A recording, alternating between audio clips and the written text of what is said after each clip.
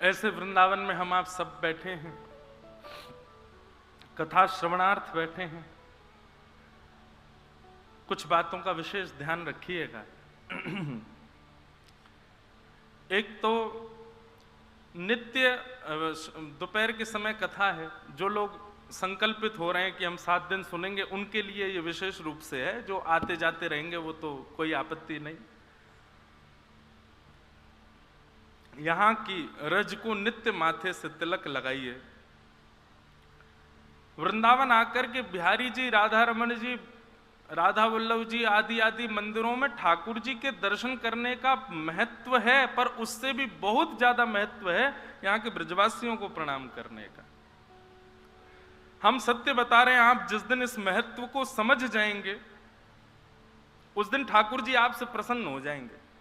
और इसके पीछे ये कोई साधारण केवल मंच से कहने वाली बात नहीं है। हम आपको इसके पीछे कारण भी बता सकते हैं कि वैष्णवों को प्रणाम करने का परिणाम क्या होता है।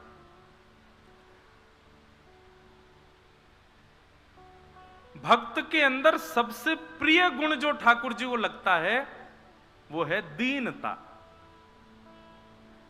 वैष्णव जितना दीन होगा, जितना सरल होगा, जितना सहज होगा, ठाकुर जी को वो उतना प्रिय होगा। और जब आप वैष्णवों को प्रणाम करते हैं, ब्रजवासियों को प्रणाम करते हैं, संत महापुरुषों को वंदन करते हैं, तो आप दीन बनते हैं। कदापि कई बार ठाकुर जी को प्रणाम करने से आप दीन नहीं बन पाते। ठाकुर जी को तो सब प्रणाम करते हैं, उनके आगे तो सब झुक जाते हैं। झुकना तो तब माना जाए जब आप ठाकुर जी को भजने वाले वैष्णवों के आगे झुको। वो दीनता बनाएगी आपके अंदर। इसलिए दीनता का यदि गुण भीतर लाना है, हमको दीनता का गुण इसलिए नहीं लाना है कि हमसे कोई और रीझे, हमको इसलिए लाना राधा रमन जी हमसे रीझे।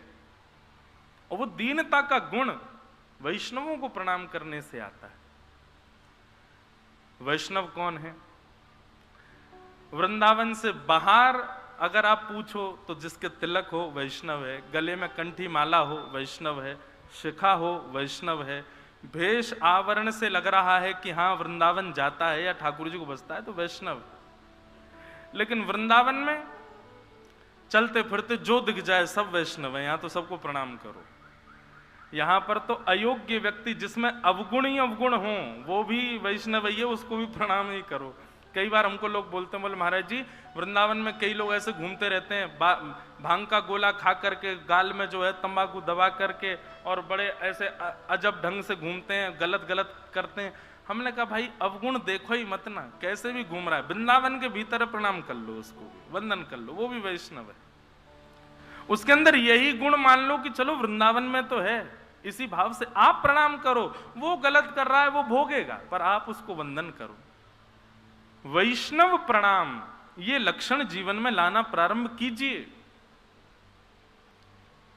आप सत्य मानिएगा, आप जितना वैष्णवों को, जितना भक्तों को, जितना हरि चिंतन करने वालों को प्रणाम करेंगे, उतनी जल्दी आपके विकार खत्म होते चले जाएंगे।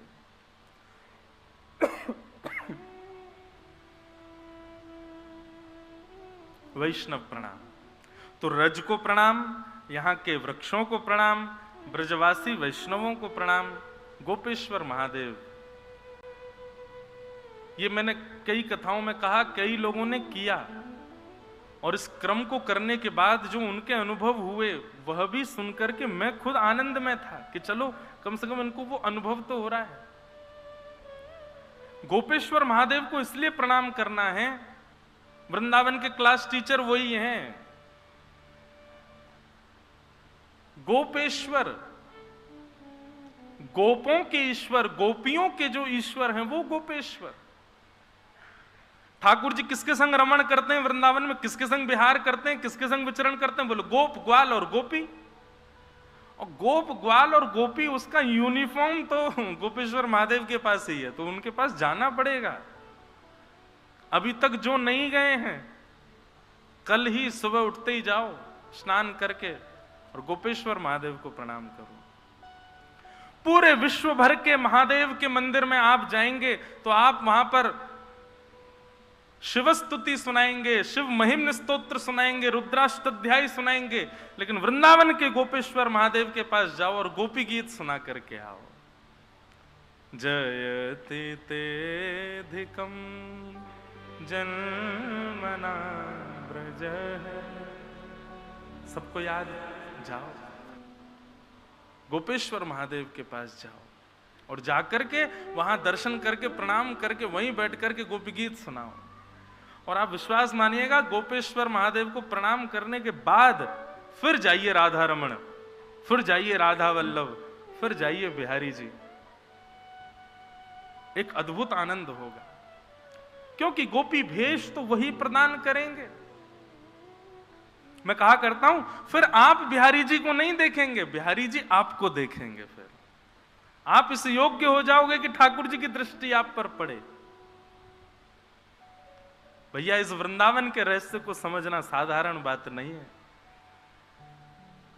वेद पुराण उपनिषद आदि सबसे विलग है यहां का रहस्य, और यहां का रहस्य यहां को भजने वाला ही आपको बता सकता है। इसका मतलब यह नहीं है कि मैं अपने आप को घोषित कर रहा हूं कि मैं बहुत भजता हूं ना, मैं भी भजने वालों से सुनकर के आपको बता रहा हूं। हमारे श्री विट्ठल विपुल देव जी महाराज का एक सुंदर पद है, बहुत सुंदर बात कहते हैं, रहस्य सुनिएगा। वृंदावन में तो ऐसी कथा होगी, यहाँ के रस की कथा होगी। और एक बात बताएं, यहाँ के रस की कथा बाहर के लोग वंचित होते हैं कि हमको ऐसी कथा वहां क्यों नहीं मिलती। भैया, ये वृंदावन की कथा यहीं है, सके और कहीं ना होएगी, इसलिए बड़े भाव से सुनो। सुनहु सुनहु हरि श्री वृंदावन जस। विट्ठल विपुल विहारिन देव जी हरिदास, स्वामी श्री हरिदास जी महाराज के शिष्य परंपरा के अनुगत्य एक वृंदावन रसिक चंचरीक, वे कहते हैं, सुनहु रसिक श्री वृंदावन को जस, सुनहु रसिक श्री वृंदावन जस।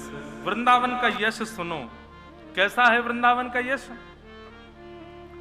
कुंज केली मानिनी मनोहर, कुंज केली मानिनी मनोहर, परबस भय नाहिन अपने बस, परबस भय नाहिन अपने बस। कितनी बड़ी बात। बहुत ध्यान से सुनो। श्री राधा रमण जी कौन है? जगत नियंता, जगदाधार, त्रिलोकीनाथ, स्वतंत्र नहीं, अत्यंत स्वतंत्र हैं वो। उनको किसी का बंधन नहीं है, पूरे विश्व की रचना वे करते हैं।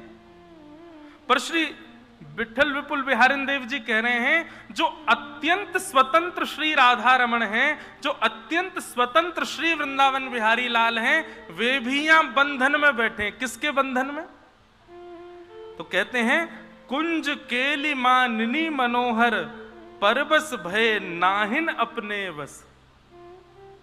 इन कुंजों के, ऐसे यमुना के कलकल नाद के, ब्रजवासियों के, गोपियों के, ग्वालों के वश में होकर के यहां ठाकुर जी बैठे। यह है वृंदावन का यश, जहां त्रिलोकीनाथ, जहां साक्षात परब्रह्म। मुझे ऐसा कहीं देखने में नहीं मिला, लेकिन संपूर्ण श्रीमद् भागवत में किसी स्थान के लिए यदि ये उपमा दी गई है तो वो केवल वृंदावन है, जहां के लिए कहा गया कि ठाकुर जी जैसे ही वृंदावन में प्रवेश करते हैं तो सर्वकाल सुखावहम। ठाकुर जी को इतना सुख मिलता है, इतना सुख मिलता है, इतना सुख मिलता है वृंदावन में, जैसे हमको जहां बहुत सुख मिलता है ना, वहां हमको दाल भी यदि बिना नमक की मिल जाए चलेगी, भैया दे दो, हम इस स्थान पर हैं, हमको अच्छा लग रहा है। रोटी भी ठंडी मिल जाएगी, चलेगी भैया, दे दो, हम यहाँ पे हैं, हमको इसी बात की प्रसन्नता है। सोने के लिए बिस्तर अच्छा नहीं है, थोड़ा ऊबड़ खाबड़ बेड है, सो जाओगे, सो जाएंगे भैया, यहाँ ये स्थान पे आ गए, सो जाएंगे कैसे भी। जैसे किसी को पहाड़ बड़े बढ़िया लगते हैं, अब पहाड़ों में अच्छे होटल ना मिले, सामान्य से कमरा में, कोई बात नहीं भैया, हम यहाँ आ गए, यही बहुत है, यहाँ सो जाएंगे। जो स्थान हमको अति प्रिय होता है वहां हम व्यवस्थाएं नहीं देखते। ठीक वैसे ही वृंदावन के लिए श्रीमद् भागवत में कहा गया कि ठाकुर जी जब वृंदावन आ गए गोकुल से, तो सर्वकाल सुखावहम, माने इतने प्रसन्न थे, इतने प्रसन्न थे, ठाकुर जी बोले 4 दिन तक कोई भोग भी नहीं लगावेगा तो भी खुश रह लूंगा, लेकिन वृंदावन में रहूंगा, मुझको यहां बहुत प्रिय लगे। क्यों? कुंज केली मानिनी मनोहर, परबस भय नाहिन अपने वश, इहि वन नित्य नवीन युगल वर, इहि वन नित्य नवीन युगल वर, द्रुमदल दिव्य श्रवण सलितालस, द्रुमदल दिव्य श्रवण सलितालस, विठ्ठल विपुल विनोद बिहारी को, श्री विठ्ठल विपुल विनोद बिहारी को, पान कियो चाहत रसना रस, रसना रस, पान कियो चाहत रसना रस, पान कियो चाहत। एहि वन नित्य नवीन युगल वर, द्रुम दल दिव्य श्रवण सलितालस, श्री विठ्ठल विपुल विनोद बिहारी को, पान कियो चाहत रसना रस, सुनहु रसिक श्री वृंदावन को जस। ये वृंदावन का यश है। जिस वृंदावन में आकर के अत्यंत स्वतंत्र श्यामा श्याम, अत्यंत स्वतंत्र श्री राधा रमण लाल, जो किसी के वश नहीं है, वो इस वृंदावन के वश हैं, इसलिए ये वृंदावन अति दिव्य है।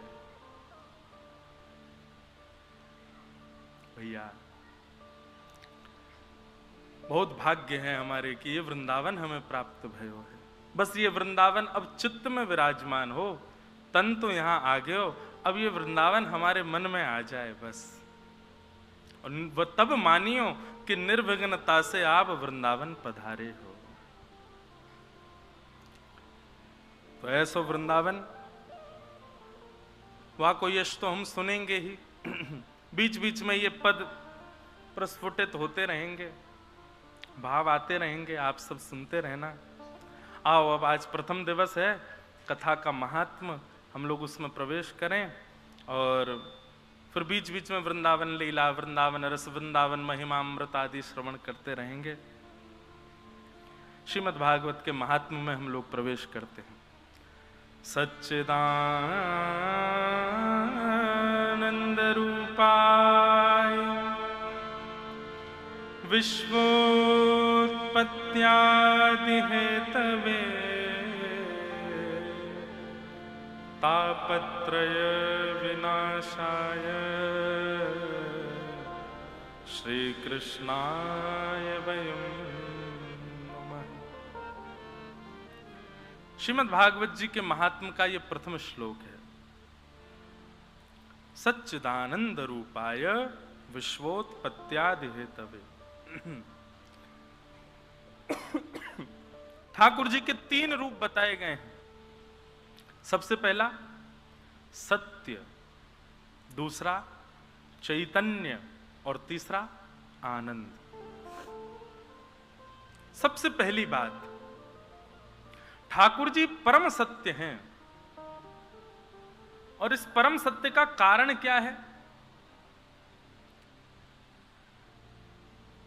जिसके सामने आने पर आप असत्य को छुपा ना पाओ, वो परम सत्य है।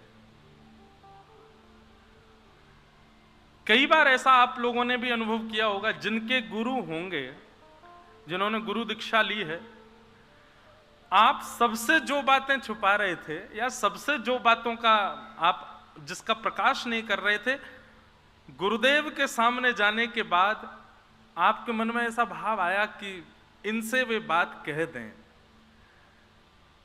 या फिर अत्यंत विश्वास जिस पर होता है उससे अपने मन की वो बात कहने का मन होता है।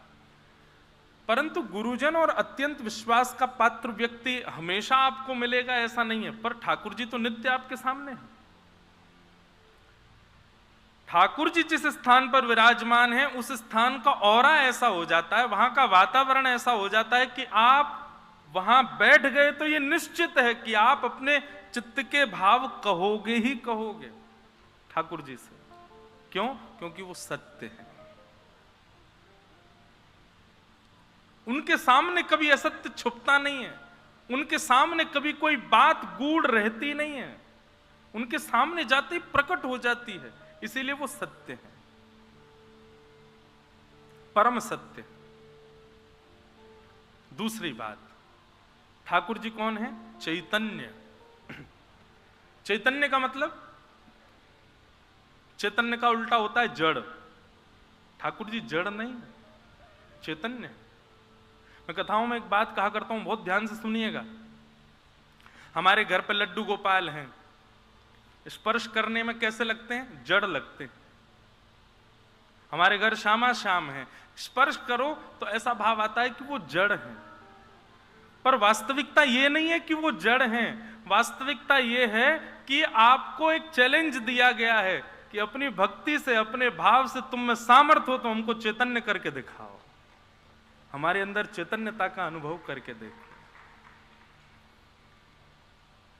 स्वामी श्री हरदास जी महाराज ने अपने चित्त के ठाकुर जी को चैतन्य बना करके हम सब के लिए प्रस्तुत कर दिया। श्री वृंदावन बिहारी लाल। श्री गोपाल भट्ट गोस्वामी जी ने अपने चित्त के ठाकुर जी को शालिग्राम से प्रकट कर दिया। श्री राधा रमण लाल, हितरवंश महाप्रभु श्री राधा वल्लभ लाल जी को लेकर के वृंदावन पधार गए। हम सबके लिए सुलभ करा दिया ठाकुर जी को। कर्माबाई के लिए ठाकुर जी जड़ से चैतन्य हो गए, सूरदास के लिए जड़ से चैतन्य हो गए, गोस्वामी तुलसीदास के लिए जड़ से चैतन्य हो गए, भक्तिमती मीराबाई के लिए जड़ से चैतन्य हो गए। अब बारी हमारी है। कोई कहे कि भक्ति का गंतव्य कहां तक है, भक्ति की डेस्टिनेशन कहां तक है, भक्ति की स्थिति कहां तक जानी चाहिए। भक्ति की स्थिति वहां तक मानो जब तुम्हारे जड़ ठाकुर जी चैतन्य हो जाए। उनका स्पर्श करने में जड़ता का अनुभव नहीं, स्पर्श करने पर रों का अनुभव हो, स्पर्श करने में चैतन्यता का अनुभव हो, स्पर्श करने में ऐसा भाव आए कि ये तो बिल्कुल जैसे हमारा शरीर है, ऐसे चैतन्यता का अनुभव उनमें होने लग जाए। ये भक्ति का स्वरूप मानो। बंधुओं, इसका अनुभव होगा, कैसे होगा? सबसे पहले चित्त में यह विश्वास प्रकट करो कि वो जड़ है ही नहीं। दूसरी बात, धीरे धीरे धीरे उन विकारों को समाप्त करना प्रारंभ करो जिन विकारों से ठाकुर जी प्रसन्न नहीं होते। साक्षात राघवेंद्र सरकार कहते हैं, मोह कपट छल छिद्र ना भाव। क्रोध इतना बड़ा विकार नहीं है, बहुत सावधानी से सुनिएगा। क्रोध इतना बड़ा विकार नहीं है, लोभ इतना बड़ा विकार नहीं है तो सही, पर इतना बड़ा नहीं है। मोह इतना बड़ा विकार नहीं है। ठाकुर जी को जो सबसे ज्यादा अप्रिय है, वो अप्रिय विकार क्या है? किसी अन्य के साथ में अनहित करना, ज्यादा चतुराई दिखाना, ज्यादा चतुर चपल बनकर के किसी के साथ में दूषितता करना, गलत व्यवहार करना, ये ज्यादा अप्रिय है।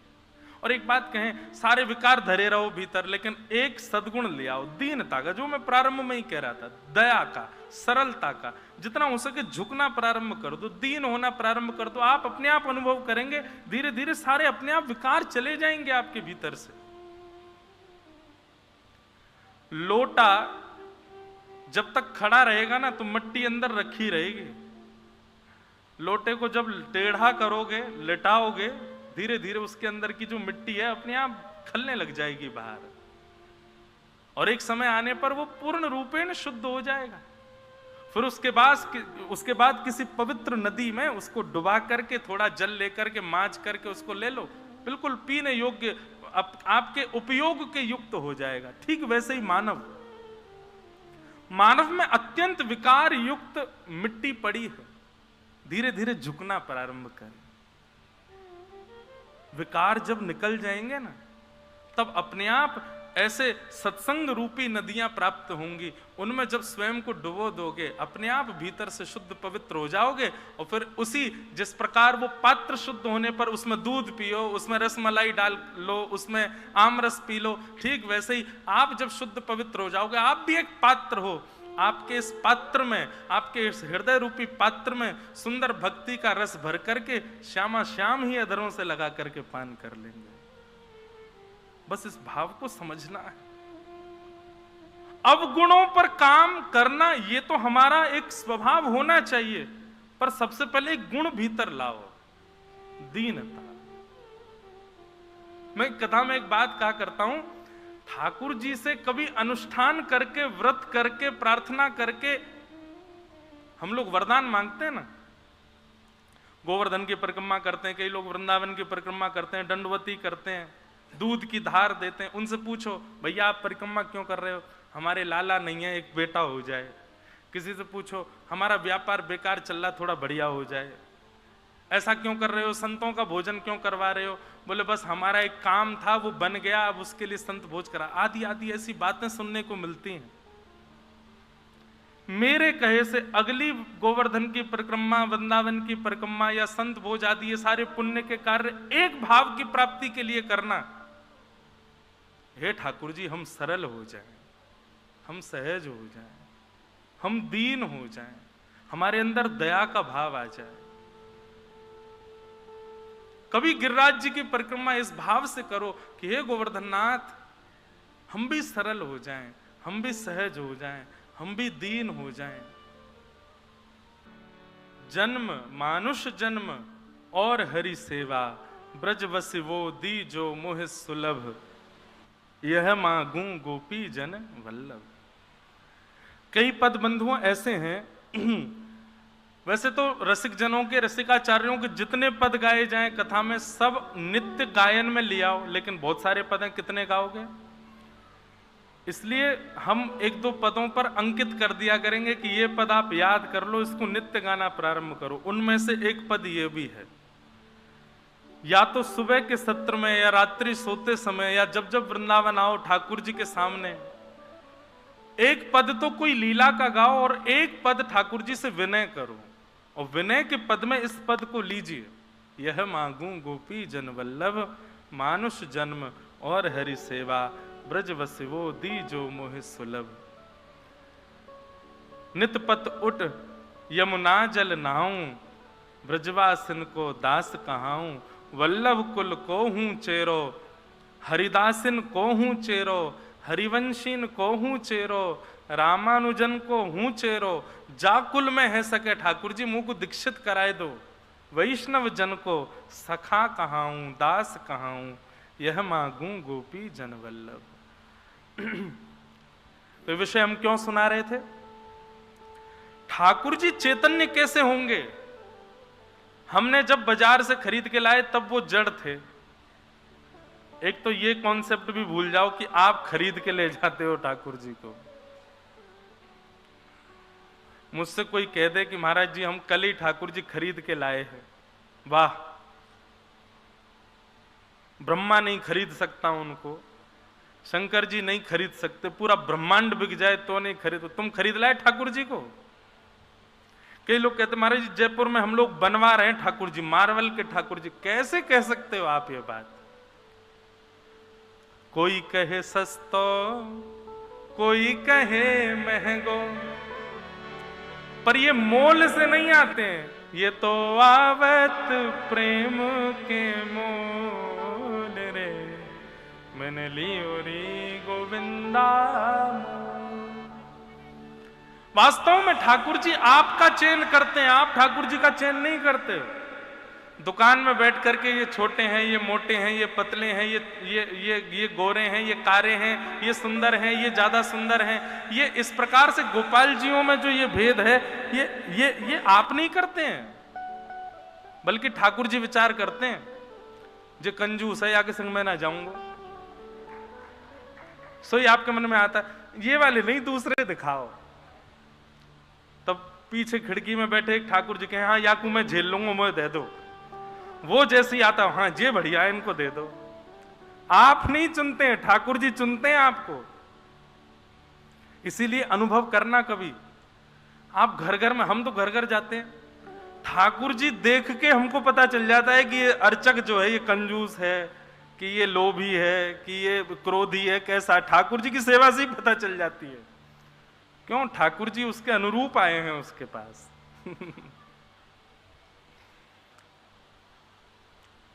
तो ठाकुर जी जड़ अनुभव इसलिए करवाते हैं कि तुम में सामर्थ्य हो तो हमको चैतन्य बना के दिखाओ। मंदिरों में हम जाते हैं, इतने नियम होते हैं मंदिरों के। इतने बजे ठाकुर जी सो जाएंगे, इतने बजे ठाकुर जी उठ जाएंगे, पैंट पहन के अंदर नहीं जा सकते, अपरस की सेवा है, पुजारियों को भी नहीं छू सकते, रसोई घर में सब नहीं जा सकते, जो जाएंगे मुंह पर कपड़ा बांध के जाएंगे। एक दिन ये सब विचार करते करते मेरे को मन में विचार आया, मैंने कहा पूरी दुनिया को बंधन से मुक्त कराने वाला खुद कितने बंधन में रहता है। हम फिर भी 4 बजे उठने वाले 4:30 उठ जाएंगे, 5 बजे उठ जाएंगे, कभी कभी 7 बजे उठ जाएंगे। पर ठाकुर, कभी सुना राधारमण लाल जी की 5:30 मंगला आरती होती है, आज 8 बजे हुई ना। अनादि काल से बेचारे 5:30 बजे ही उठते, चाहे रात में लेट हो जाएंगे सोने में। कितने नियमों में ठाकुर जी रहते हैं। क्यों? हमारे आपके लिए। तुम में सामर्थ्य होए तो अपनी भक्ति से, अपने अपने अपने अहम बल से मेरा नियम मत तोड़वाना, नहीं तो अपराध होगा। तुम्हारी भक्ति में बल हो तो हमारा नियम तोड़वा के दिखाओ। बिना नहाए धोए ठाकुर जी का भोग नहीं बनता, लेकिन कर्मा बाई के भाव ने बिना नवे धोए ठाकुर जी का भोग बनाया भी, अपने हाथ से खवाऊ दियो। ठीक उसी प्रकार हम आप सबको चैलेंज है, बेटा तुम में हिम्मत है तो अपने भक्ति भाव से हमको चैतन्य करके दिखाओ, हम हो जाएंगे चैतन्य। तो ठाकुर जी का पहला रूप क्या है? सत्य। ठाकुर जी का दूसरा रूप है चैतन्य। और ठाकुर जी का तीसरा रूप क्या है? आनंद। जिस प्रकार सेकंड क्लास में जाने के लिए फर्स्ट क्लास पास करनी पड़ेगी, थर्ड क्लास में जाने के लिए सेकंड क्लास पास करनी पड़ेगी, कॉलेज में जाने के लिए हायर 11th 12th आदि सब अच्छे मार्क्स क्रॉस करके जाओगे तब तुम होगा, ग्रेजुएशन कर पाओगे, हायर स्कूल्स में कॉलेजेस में एडमिशन होगा। ठीक वैसे ही सबसे पहले ठाकुर जी का सत्य स्वरूप जानना पड़ेगा, फिर उनको जड़ से चैतन्य करना पड़ेगा, उसके बाद ये तीसरा वाला सुख मिलेगा जिसको हम कहते हैं आनंद। ठाकुर जी आनंद देंगे, फिर सुख नहीं मिलेगा, फिर आनंद मिलेगा। और सुख में और आनंद में बहुत अंतर होता है। सुख सदैव संसार की वस्तुओं में मिलता है, और सुख का एक नियम है कि वो उतनी अनुपात में मिलेगा तो ही आपको अच्छा लगेगा, उससे अधिक मिलेगा या उससे कम मिलेगा तो आपको अच्छा नहीं लगेगा। पर आनंद का स्वरूप कैसा होता है? जितना ज्यादा मिलेगा उतना कम लगेगा। और बार बार, मतलब ऐसा समझ लो जैसे पानी पीने पर प्यास बुझती है, ये सुख है। पानी जब दिखता है, पानी जब ओष्ठ से लगता है, पानी जब अधर से भीतर जाता है, तब तक वो सुख लगता है। लेकिन जैसे जैसे घूंट भीतर जाती है, धीरे धीरे वो सुख कम हो जाता है। फिर एक गिलास जल देख करके आप जितने प्रसन्न हो रहे थे, दूसरे गिलास का जल भले ही रखा रहे, कितना भी समूह पानी का आ जाए, उसके प्रति उसके प्रति ज्यादा रुझान नहीं होगा। इसको कहते हैं सुख। पर आनंद का स्वरूप कैसा होता है? जितना जल पान करोगे उतनी प्यास बढ़ेगी, उतनी ज्यादा उत्सुकता आएगी, और पान करूं और पान करूं, और मिले और मिले और मिले। ऐसी भावना जहां प्रस्तुत हो उसको आनंद कहते हैं। इसलिए ये एक पैरामीटर भी है नापने का। क्या नापने का? कि वास्तव में वृंदावन रस आपको प्राप्त हुआ है कि नहीं। वृंदावन आने के बाद पुनश्च यहां से जाने की अवधि का इंतजार प्रारंभ हो जाए, यहां से जाने की इच्छा प्रकट हो जाए, और जाकर के आप अन्य कार्यों में लगकर के वृंदावन को विस्मृत कर जाओ, तो निश्चित समझ लीजिएगा कि अभी वृंदावन रस का जो अनुपात है वो क्षणिक मिला है आपको। लेकिन स्थिति ऐसी हो जाए जैसे जैसे वृंदावन से जावे की घड़ी आए तैसे तैसे आंसू बहने लग जाएं, और बस स्थिति हो जाए अब कैसे जाएंगे, क्या करेंगे। हमारे वृंदावन के एक रसिक, उनका नाम श्री हरिराम व्यास, हितहरिवंश महाप्रभु के चरण सेवक श्री हरिराम व्यास जी, और छा के राजा मधुकर शाह के गुरुदेव थे। अब कथा तो बहुत लंबी चरित्र है। वो वृंदावन आ गए थे। हरिराम व्यास जी सब जगह गए भारत में, विद्वान थे, अपनी विद्वत्ता से सबको परास्त करने जाते थे। पर जब वो वृंदावन आए तो यहां से कभी जा ही नहीं पाए। क्यों नहीं जा पाए, एक आध दिन कथा में हम कभी सुनाएंगे वो चरित्र भी। पर हरिराम व्यास जी वापस नहीं गए वृंदावन से। अब तो वृंदावन में ही रहने लगे, वृंदावन में ही सुख लेते, वृंदावन में ही आनंद करते। और छा के राजा मधुकर शाह को अपने गुरुदेव की इतनी याद आई कि उसने सैनिकों को भेजा कि जाओ जाकर के हमारे गुरुदेव श्री हरिराम व्यास जी को लेकर के आओ। सैनिक गए, हरिराम व्यास जी नहीं गए। तो मधुकर शाह ने विचार किया सैनिकों के भेजने पर नहीं आएंगे, ब्राह्मणों की बहुत मानते हैं, मैं ब्राह्मणों को भेजूंगा तो वो आ जाएंगे। सब लोग इधर देखो, सावधानी से कथा सुनो सब।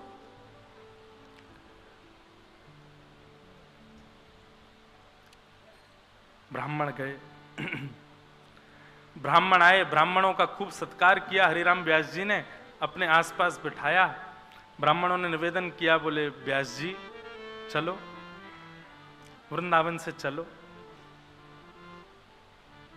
जैसे कोई वृंदावन से जाने की बात करता ना, तो हरिराम व्यास जी ये सोचते आज मुझसे अपराध क्या हुआ जो मुझसे किसी ने वृंदावन त्यागने की बात करी है।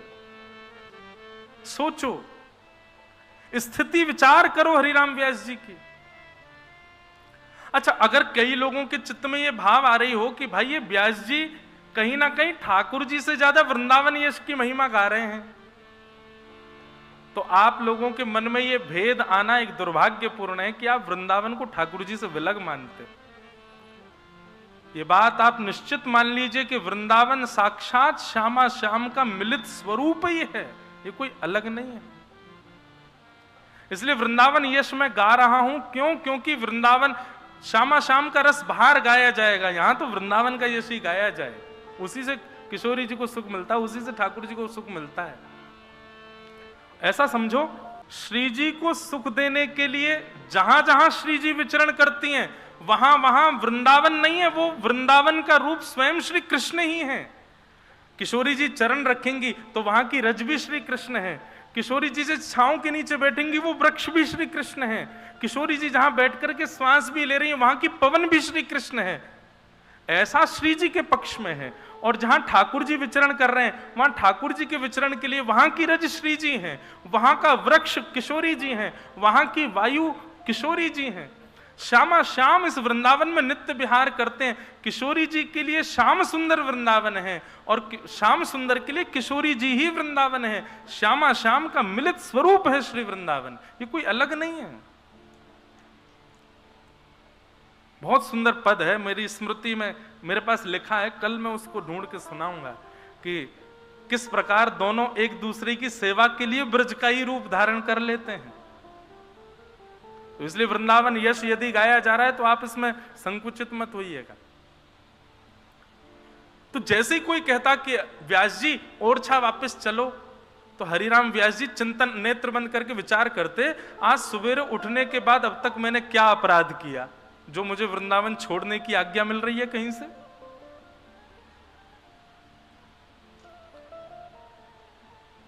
दुनिया भर की बातें हरिराम व्यास जी से कर लो तब तक कोई दिक्कत नहीं, लेकिन जरा सा कोई कह देता कि ओरछा के राजा मधुकर शाह जी आपको बहुत याद करते हैं, आप ओरछा कब जाओगे, हरिराम व्यास जी के नेत्रों से आंसू आ जाते। हे श्याम सुंदर, हे श्री जी, मैंने क्या अपराध कर दिया जो मुझे वृंदावन त्यागने की कहीं से बात सुनने को मिल रही है। ऐसी स्थिति हो जाती। निकल पड़ते वृंदावन की परिक्रमा में, और परिक्रमा में जो मिलता सबसे क्षमा मांगते, मुझे क्षमा कर दो, मुझसे कोई अपराध हो गया है जो मुझे वृंदावन त्यागने की आज्ञा हो रही है। ऐसी स्थिति थी श्री हरिराम व्यास जी की। हम लोगों की स्थिति कैसी? हम आपकी नहीं, अपने आप को भी उसी में रखते हैं। हमको कोई जरा सा कोई लोभ दे दे, दिल्ली में ऐसा ऐसा होना है, बंबई में ऐसा ऐसा कुछ है, कोई समायोजन है, कोई कार्यक्रम है, आपको उसमें पुरस्कार मिलेगा, इतना धन मिलेगा, आदि आदि, हम तुरंत व्यवस्था करते हैं, निकल जाते हैं। हरिराम व्यास जी ऐसी स्थिति में आ गए। एक दिन ब्राह्मणों ने जाकर के श्री हितरवंश महाप्रभु से प्रार्थना की, व्यास जी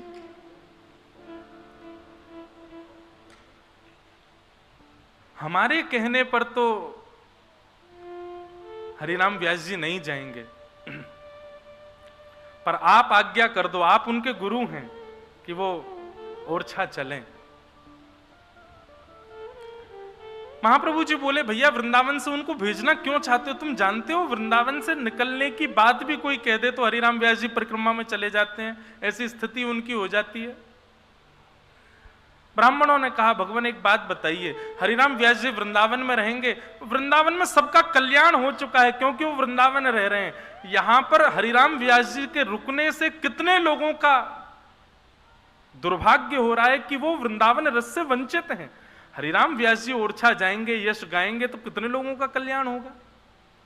आप इस बात को विचार कीजिए ना। महाप्रभु जी ने थोड़ा विचार किया और विचार करके कहा कि ठीक है, हरिराम व्यास जी को लेकर के आओ, हम उनको आज्ञा कर देंगे कि वो ओरछा चले जाएं। अब हरिराम व्यास जी तो बड़े आनंद में थे। जैसे कर्जा देने वाले व्यक्ति, कर्जा किसी ने लिया हो और उसका पैसा वापस मांगा जाए, वो नहीं देने में सक्षम हो, उसको कह दीजिए अच्छा ठीक है तुमको 1 महीने का समय दे रहे हैं, दे देना, तो वो थोड़ा खुश हो जाता, चलो 1 महीना मिला मुझे। ऐसे हरिराम व्यास जी थे, वो सुबह से शाम तक भागते रहते उन लोगों से दूर जो वृंदावन से जाने की बात करते थे, और शाम होते इतने खुश हो जाते, अब तो जाना नहीं है, ये तो वन है, वन में रात में कौन जाएगा, कम से कम रात भर तो मिलेगी वृंदावन में रहने को। सुबह होते ही हरिराम व्यास जी की फिर चिंता शुरू होती, अब मुझसे कोई कह ना दे कि तुम ओरछा चले जाओ। हरिराम व्यास जी बड़े प्रसन्न थे। शाम हो गई थी, सूर्य अस्त हो गया था। हरिराम व्यास जी बोले चलो बढ़िया, अब 1 रात और मिल गई रहने को। तभी किसी ने जाकर के कहा, व्यास जी गुरुदेव श्री हितरवंश महाप्रभु आपको राधा वल्लभ लाल जी के मंदिर में बुला रहे हैं। हरिराम व्यास जी बड़े खुश हो गए, बोले गुरुदेव मुझे बुला रहे हैं? बोले हाँ। अरे चलो चलो चलो। किसी ने संकेत किया, बोले लेकिन व्यास जी हम बता दें क्यों बुला रहे हैं? बोले क्यों? बोले आप किसी की भी बात मान करके ओरछा नहीं जा रहे हो, अब स्वयं श्री हितरवंश महाप्रभु आपको आज्ञा करने वाले हैं कि आप ओरछा चले जाओ, क्योंकि उनकी बात आप टाल नहीं सकते। ये बात सुनते ही टूट गए श्री हरिराम व्यास, क्योंकि गुरुदेव की आज्ञा की अवहेलना मैं नहीं कर सकता। लता पत्र वृक्षों से लिपट करके रोने लगे, बोले अब तो मुझे जाना ही पड़ेगा, गुरुदेव कहने वाले हैं। कहीं से काली स्याही लेकर के, कालीत लेकर के अपने नेत्रों पर, मुख पर, नाक पर, पूरे मुख पर कालीत पोत ली। राह में एक गधा चल रहा था, उस गधे को प्रणाम करके उस पर बैठ गए हरिराम व्यास जी और जाने लगे राधा वल्लभ जी के मंदिर की ओर। किसी ने जाकर के ये स्थिति सुना दी हितरवंश महाप्रभु को, जाके बोले वो तो गधे पे बैठे हैं, मुंह पर पूरे पर कालीत पोत लिए, पागलों जैसी स्थिति हो गई है, महाराज जी आप चल करके रोकिए उनको। दौड़ करके गए महाप्रभु जी और जाकर के हरिराम व्यास जी को उतारा, मुख धोया, बोले क्या कर रहे हो, गधे पे घूम रहे हो, मुंह पे कालीत पोत के, ये क्यों कर रहे हो इस प्रकार का व्यवहार। हरिराम व्यास जी कहते हैं वृंदावन जिसको छोड़ना पड़े उसकी स्थिति यही होनी चाहिए, मुंह पे कालीत पोत ले, गधे पे बैठ के घूमे, उसका कितना बड़ा दुर्भाग्य है कि श्री जी उसको अपना नहीं रही हैं। महाराज मेरी तो स्थिति यही हो रही है, अब आप आज्ञा कर दीजिए मैं अभी चला जाऊंगा, लेकिन माफ कीजिएगा मेरी स्थिति मैं आपको पहले ही बता दूं, आपकी आज्ञा मान करके मैं चला तो जाऊंगा, लेकिन अब मेरे वश में मेरे प्राण नहीं है। वृंदावन की सीमा जैसे ही समीप आएगी और वृंदावन की सीमा से एक पग बाहर जैसे ही मेरा तन रखेगा, प्राण वहीं निकल जाएंगे, क्योंकि अब प्राण वृंदावन के बगैर नहीं रह सकता। किसी के प्राण अन्न में है, किसी के प्राण जल में है, किसी के प्राण वायु में है, मेरे प्राण श्री वृंदावन में है, मैं यहां इसे तज करके कभी नहीं जा सकता। हितरवंश महाप्रभु ने पत्र लिख करके ओरछा के राजा को कह दिया, बोले क्षमा करना राजन, अब हरिराम व्यास तो कभी ओरछा नहीं आएंगे, तुमको मिलना है तो तुम वृंदावन आ जाओ। वो वृंदावन नहीं त्यागा।